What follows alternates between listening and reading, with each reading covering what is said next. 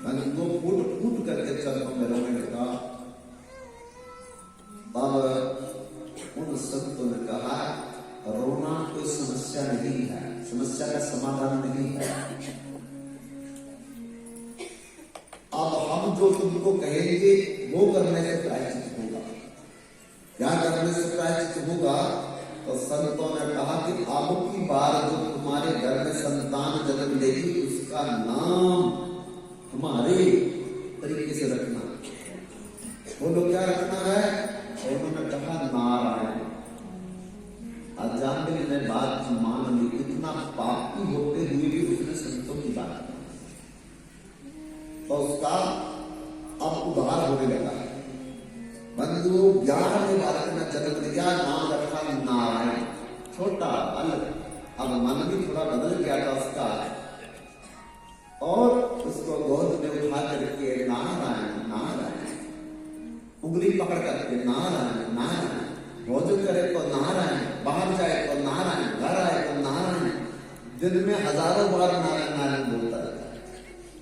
80 साल की उम्र हो गई, एक दिन 4 पैर पर लौटा था, नारायण बच्चा सामने खेल रहा था, 3 जमदूत आगे उसको लेने के लिए, और उसके स्थूल शरीर से उसके सूक्ष्म शरीर कारण शरीर आत्मा को जम पास में बांध कर खींच, जब खींचने लगे तो अजामिल को पीड़ा हुई, इतनी पीड़ा हुई कि उसको अपना बच्चा सामने याद आ गया कि मेरे मरने के बाद, मेरे जाने के बाद मेरे छोटे बच्चे नारायण क्या होगा।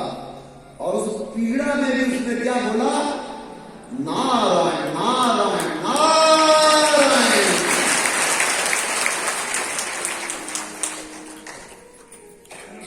वो बच्चे का नाम बोला, इसे नारायण भगवान के 4 पार्षद दिया, और उनको बोलते छोड़ दो, इनको छोड़ दो।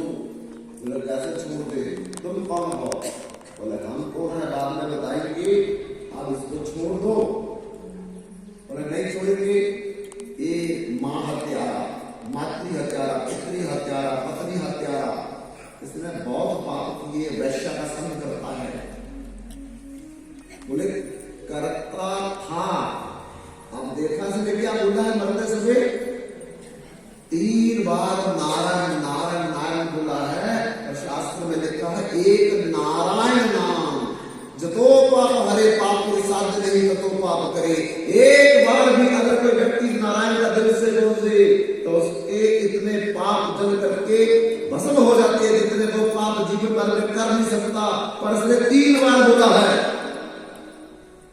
जमदूत बोले तो वो पार्षद कहने लगे है, जमदूत ने बोला 3 साल का। बोले 3 साल तक तो इसने अपने पुत्र का नाम